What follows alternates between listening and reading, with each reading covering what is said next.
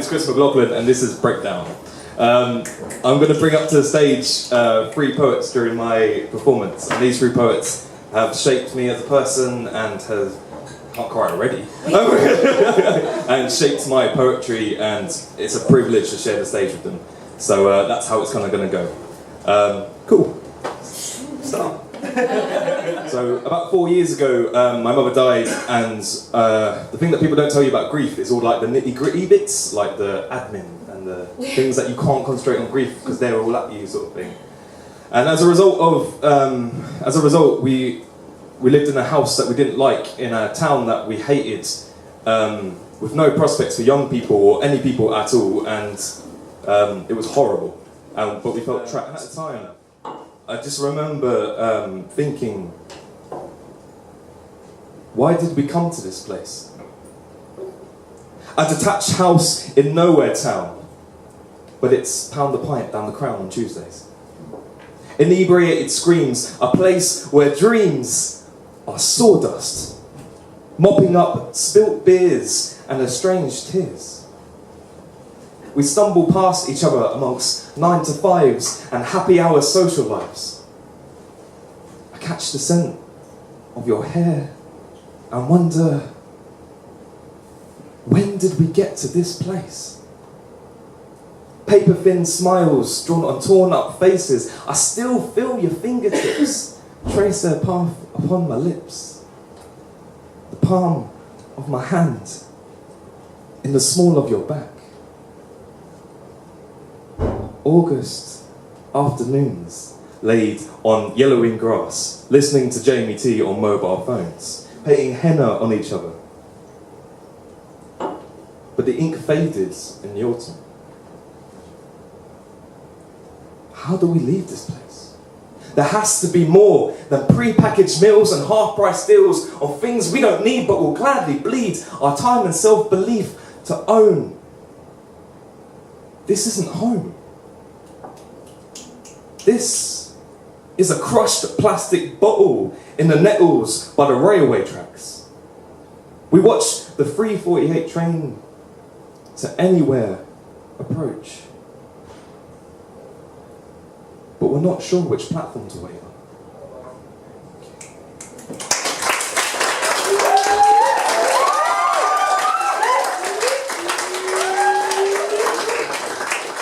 So, because of reasons that will become more apparent as I continue the set, we were trapped in this house, and it seemed like every day became the same, and every action was the same, and you could be on May 17th for October 23rd, and you could guarantee it would be the same day, until we were just trapped in a cycle.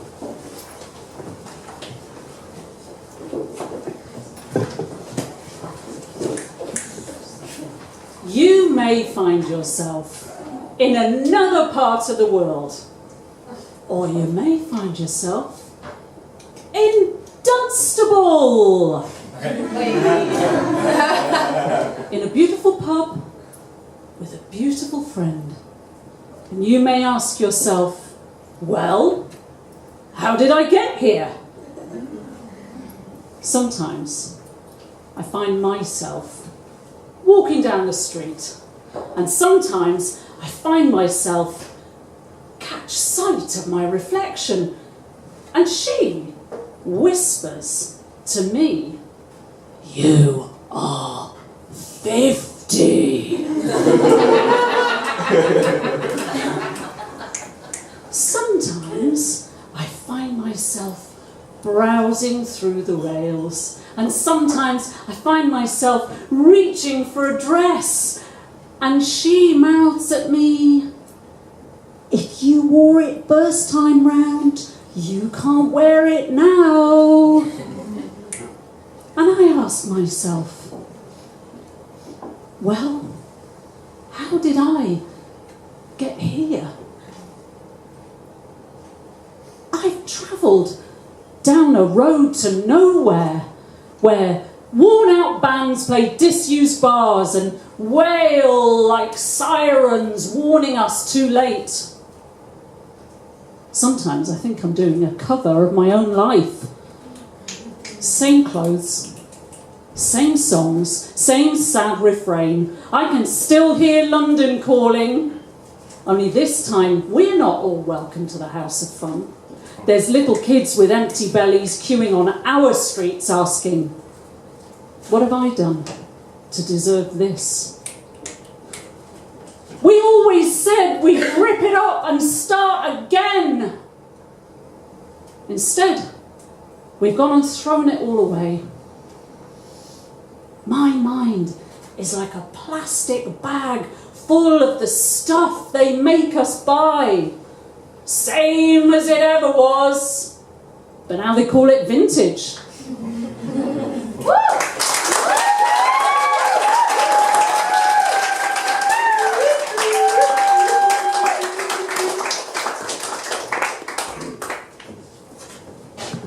So I could feel where my life was going,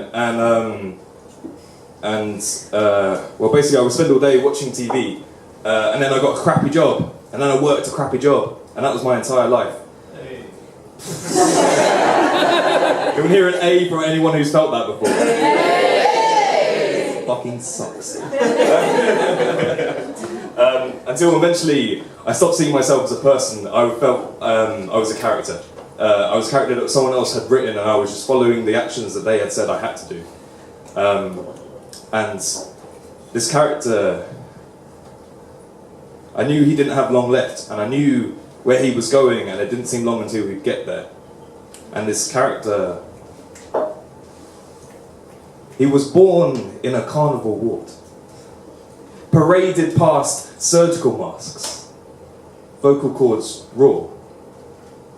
Fast forward to age 4 and playground crowds pickpocketing his memories and lunch money.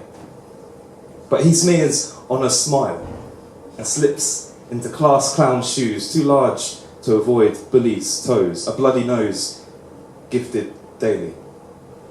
But while there, he learns to write, to ignite words like fireworks, to find wells to hide in, away from classroom throwing knives. He was raised on carnival streets, cracked towel mat tamed by millipede feet, marching to the inner city beat of steel pan drums. He sits on stone steps and scribbles stories about his estate and the characters in it. Contortionists for hire and street corner salesmen peddling medicine for loneliness or boredom. Cars crawl past. Chinese dragons drool in smoke out their rolled down windows, but he keeps his head down. Out of sight of the coconut shy, his pen pirouetting on the 59p notepad. He works down Carnival Way, where shop windows are art galleries, and art galleries are closed. There's no platform for his chosen act, a verbal acrobat, but rent's due. So he dons a costume and a mask and is taught to repeat, it's a job at least. And the pension ain't bad. Swallowing swords, convincing himself it's just an interval, but last night his mask broke. Tear ducts cracked, capillary thin. The next day he doesn't leave his flat. The next day, he doesn't make it to work. The next day, he doesn't leave his room until he's cocooned, tortoise-shelled by his duvet of warm grey. He hides in his carnival flat. There's no appointments left for doctor's notes or antidotes, but those street magicians are always on hand to pull habits out of rats. He juggles bottles and knives. A muted TV screen displays modern freak show. Phone buzz ignored. Yet, craving another shadow on the floor. His notepad lies, torn open, confetti thoughts, because now every word hurts. He dies in a carnival country. where floors move and mirrors distort, and every day feels like a tightrope walk over hungry jaws. Nobody remembers his name. His epitaph reads, "Man falls victim to addiction and depression, a sideshow casualty, a freak accident." But what would you expect from an acrobat without a net? An oddity, a reject, a defect. Except we were born in a carnival ward, paraded past surgical masks, vocal cords raw.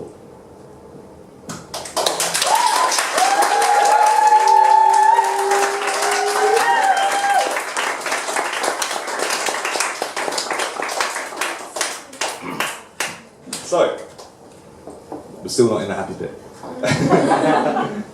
All this aimlessness and lack of options and expectations led to very, very heavy drinking and very, very regular drinking. And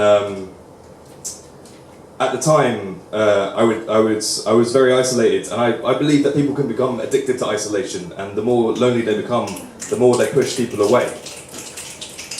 And but I would have these.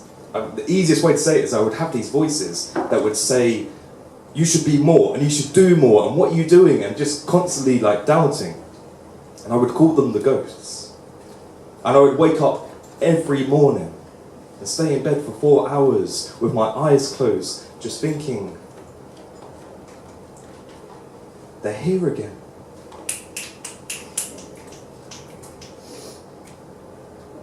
Possessing fridge magnets to spell ooh and ah and ready meal again. They're multiplying, fornicating in the attic, leaving ectoplasm on ex-lovers and out-of-body fluids in the bath. They're eating sunlight, gorging, belching, slobbering crumbs of dusk, wiping their chins with closed curtains. They're blocking doorways, holding transparent conversations, misquoting self-help books, and constantly interrupting. They're here again, drinking all the spirits, dropping ash on the armchair, watching white noise.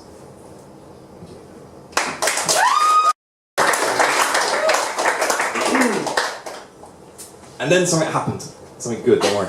It's a competition on Ideas Tap for tickets to see this poetry collective called the Mouthy Poets. I've never heard of them, but you might have.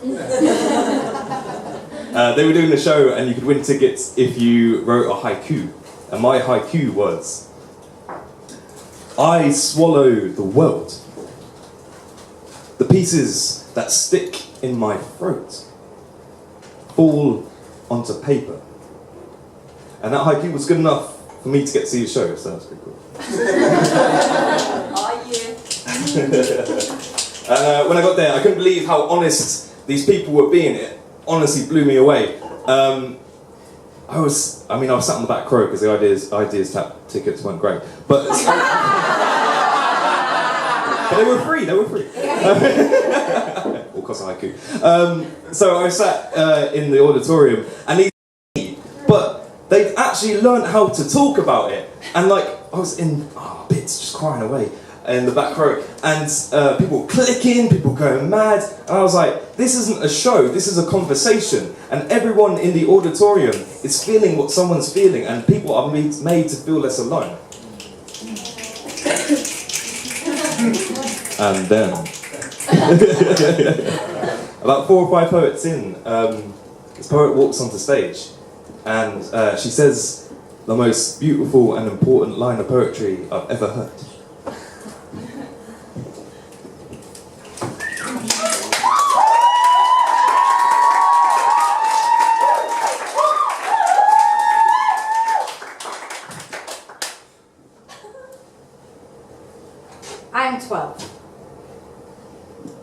I am cemented in a changing room. There are girls tiled on both sides. And I don't know where to look.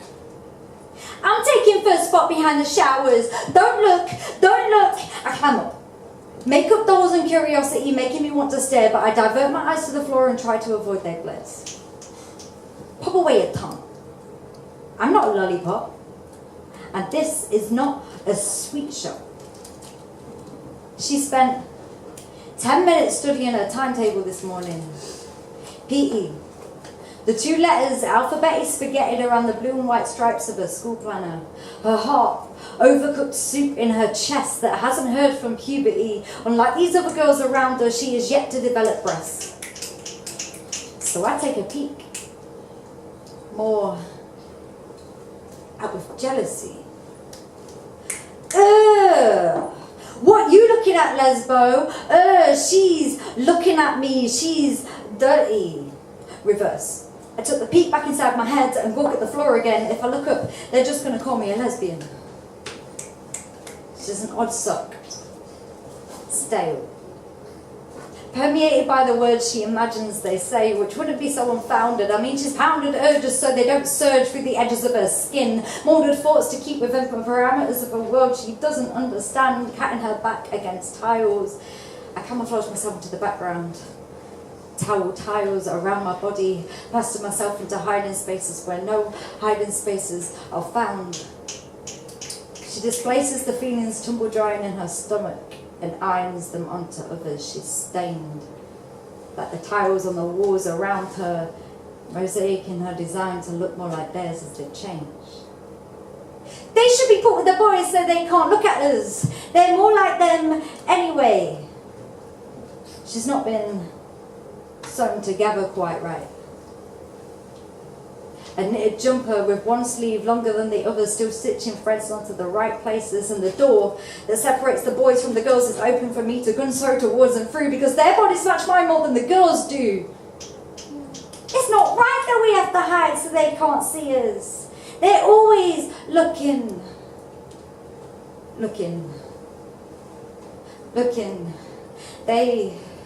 They must have caught me looking. But to get caught, she must have been looking. So maybe it's time she stops tucking these feelings under the desk and unfold herself to reveal she's just not like them. It's fine to have these thoughts in your head. But I am 12. I am cemented in a changing room. There are girls tiled on both sides. And I don't know where to look.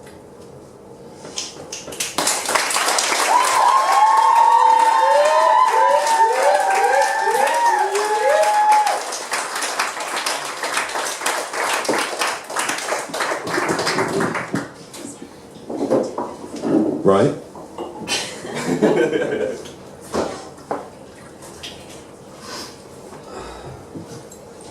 It's fine to have these thoughts in your head.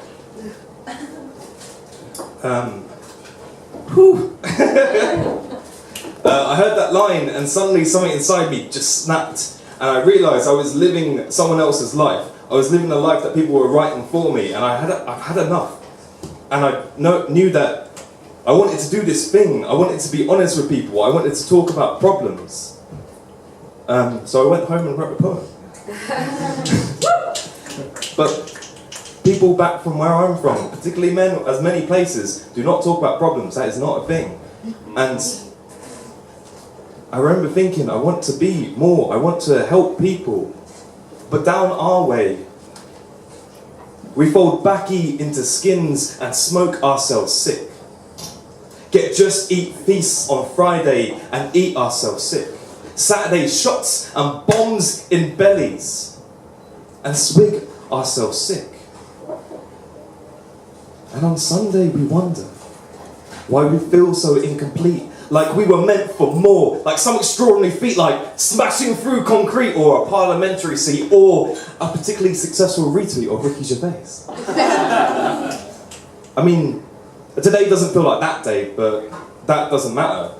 Because Jezza's on the telly and the fella on it's racist and the girl's got a black baby from a man who's Caucasian with a mother mouth off at the next door neighbour who claims he might be the dad and he looks like he drank more before the show than we ever had. And as the years tick past, we judge and we judge until it's us sat in that TV studio crying, where did I go wrong? It doesn't seem long since I was sat where you are with the pheasant tar. I mean, if our only hope is to keep on climbing, it sure is hard. I mean, if it were easy, maybe we'd all be Mother Teresa. If it was simple, we'd all be Che Guevara. If there were no risk in fighting, we'd all be Nelson Mandela, but psst. Join us after the commercial break when we introduce this extremist UKIP bore to his daughter, an STD-riddled junkie whore. Well, maybe one more. Because it's just TV. And at least it's not me. Right?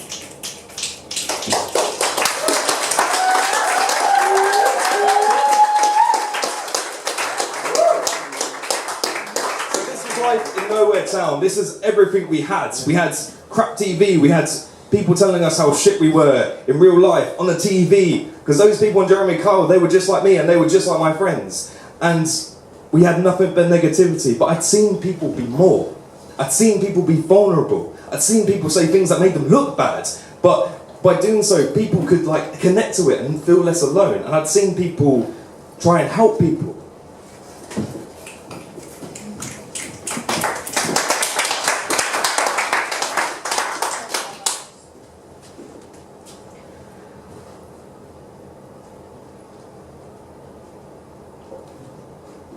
You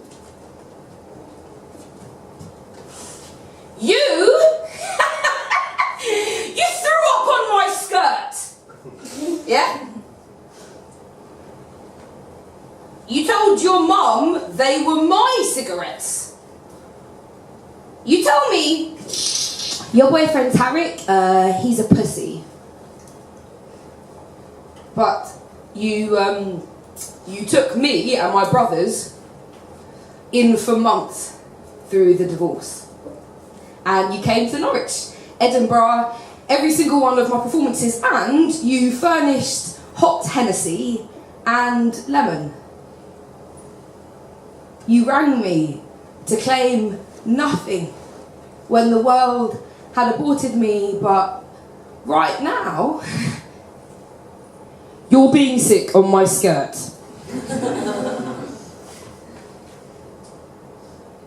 Because the doctors accidentally gave you too much anaesthetic in the termination.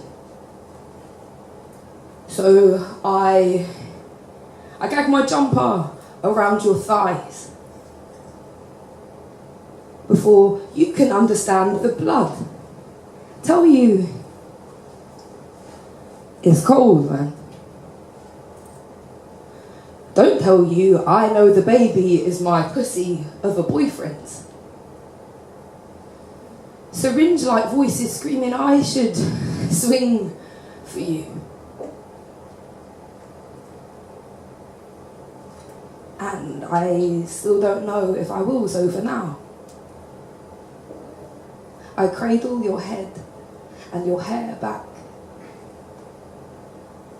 and direct you to the toilet.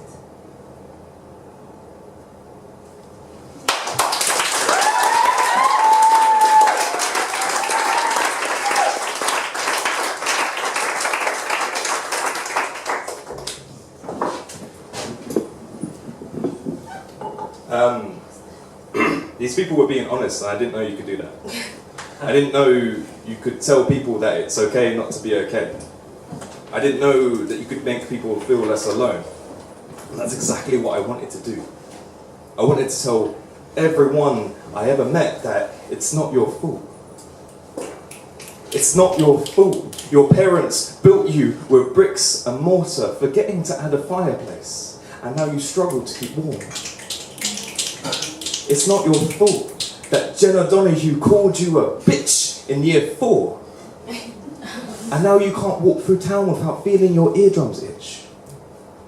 It's not your fault that Danny, you know, the one with the quiff, said you were gorilla hairy after your prom, and now you can't leave the house without razor burn. It's not your fault that at some point all your high school friends forgot about you, just you, and you have no idea why. But when others are screaming, your lungs don't burn. When your mother is at you, your skull doesn't burst. And when we were terraced souls, your vocal cords broke down our bricks and mortar, and we both felt what it was to feel again. And that is all your beautiful fault.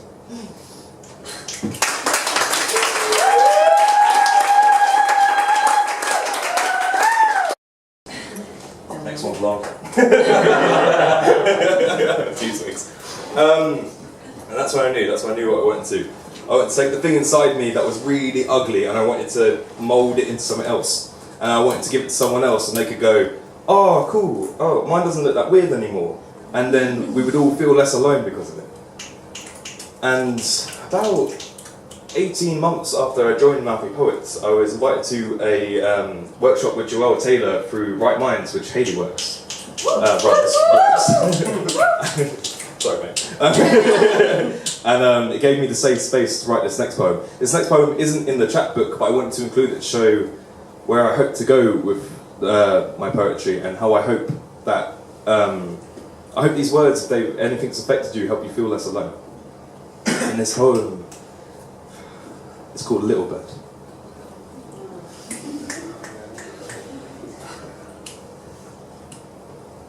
One. Her arm has freckles.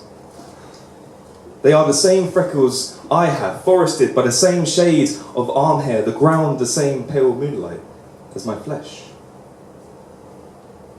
The IV drip is an almost dried up waterfall. Tap. Tapping the water's edge. I wonder why it always stays the same level. How gravity pushes the liquid into her open vein. I do not know at this point. We have 4 weeks left together. 2. We are outside Abington Park, my mother and I, my sister and girlfriend. The doctors say that she's responded to the drugs, like all it took was for her tumours to answer a telephone. She has a little hair on her head. Newborn. Duck fluff, as she calls it. Hidden under a wig, almost the colour of her. We are outside Abington Park, a 4-foot wall blocking our way to the other side, a mile in either direction to a gate. My mother suggests climbing over the 4-foot wall. We are rebels. We are renegades. We are climbing that 4-foot wall. She climbs last, but stumbles at the landing, wings outstretched, fighting thermals. She is in a bush. Wig suspended 4 feet above her, snagged on a branch. Her mouth O's. It's the first time her shaved head has been exposed in public. She howls. She howls with laughter. We howl with laughter, helping her up from her fallen nest of broken twigs. My mother has never looked as beautiful as a wigless laugh. She couldn't fly yet. Her baby duck fluff were not yet feathers. 3. I arrive 1 day late. I do not know at this point we have 6 weeks left together. She is calm. Sometimes. Other times she cries and without asking says she doesn't know why she's crying. The doctors say that a tumour could be resting somewhere on her brain, but I don't think that's why she cries. I think she cries because why is the only question she has left. Later, we are left alone. She says she needs a wee. I help her out of bed, help her to the toilet, pull down her pants, pull up her hospital gown, ease her onto the loo. Look away as she weeps. Hand her the toilet roll, help her off the toilet, pull up her pants, pull down her hospital gown, and help her back into bed. The following day, the doctors will give her a catheter, but I'm glad I got the chance to take her to the toilet.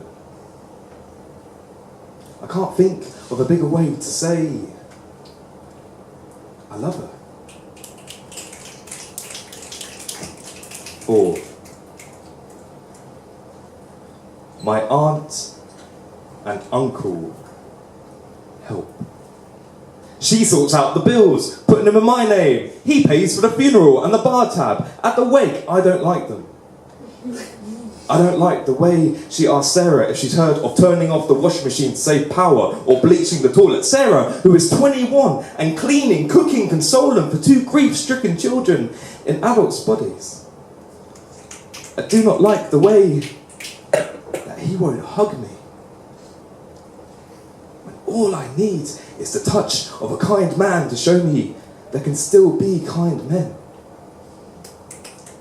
I do not like their fancy car with the camera that helps them park. Their children I haven't really seen. I don't like the fact that 6 months later I'll ask why they haven't been in contact and he'll say, we all have shit to deal with. But for now we need them. For now, words like probate are lead weights in the sacks around us and the water is swallowing us. I would breathe the fumes from their fancy car exhaust if it meant I didn't drown. 5. There's 2 cats. We have long conversations about how we cannot look after these 2 cats. We cannot afford these 2 cats, the vet bills, the insurance, the food. We cannot afford to move. We cannot afford to move somewhere with a garden. Sarah's dad is allergic to cats. These 2 cats vomit everywhere. This morning, I woke up to a live pigeon flying into my face, and these 2 cats would not make eye contact with me for the rest of the day. But they are our cats. They were her cats.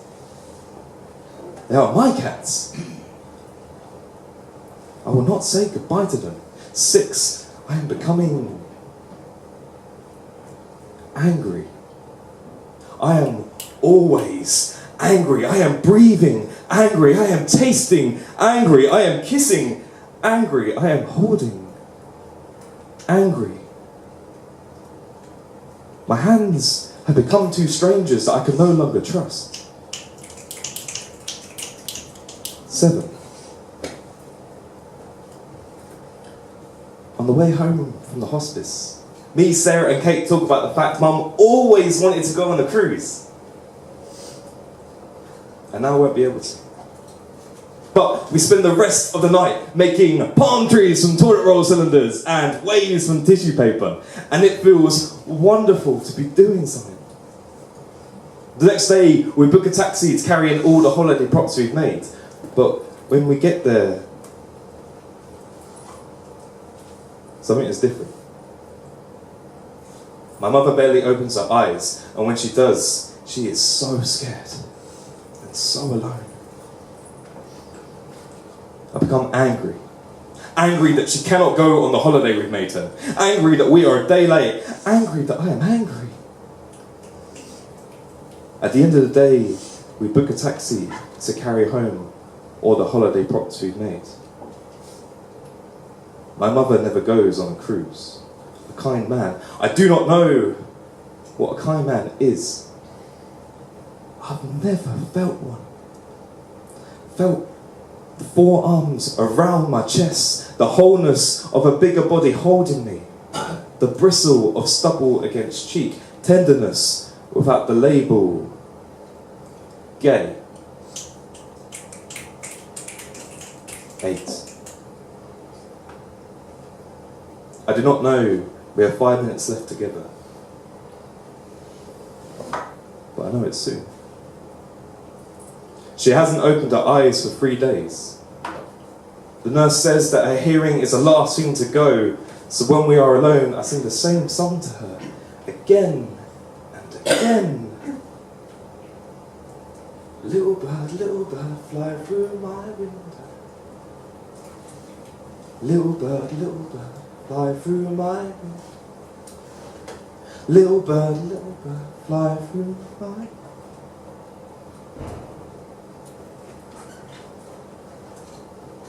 When she stops breathing, there is nothing. We just nod. Ask, is that it? Sarah and Cate cry. I do not know how. Was never shown how by a kind man, so I roll 3 cigarettes and we go out to the grass outside, the moon above us, and smoke. 9. We called her Goose. Short for Mama Goose. 10. The following day, we take a taxi back in for the last time. She is in a different room. The nurse says we can see her, but as we enter the room, her eyes are open, staring at our entrance. They haven't closed them for her. One eyelid droops. Drunk. I only stay for a minute, out of morbid curiosity. The dead woman on the bed in that room is not my mother. The dead woman on the bed in that room is just a dead woman. My mother is gone. A little bird flown through my window, baby duck fluff floating under the moon, graceful gooseneck looking back.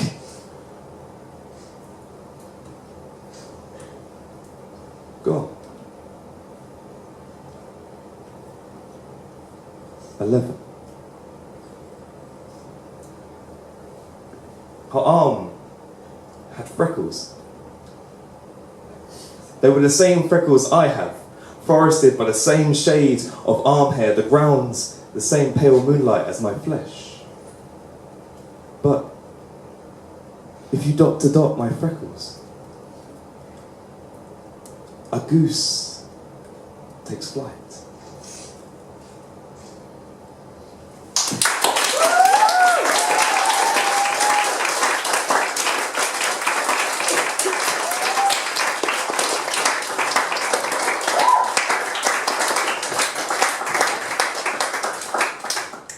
Terrible things can give us strength, and I really believe that, and we can use them to help other people, because life is fucking difficult, and we all go through fairly similar things. Like, I don't know how, there's lots of you in this room, thank you for coming, we'll go into that later, but how many of us probably have felt the same thing, and yet we don't know, because we never tell each other. And the main thing that I've learned, and the most important thing I've learned over my entire life up to now, is it is never too late to be you.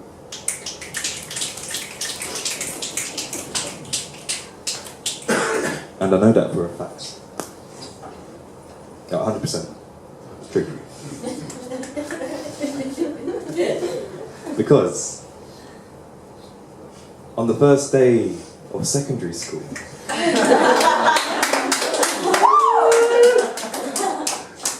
I drew my Jakin.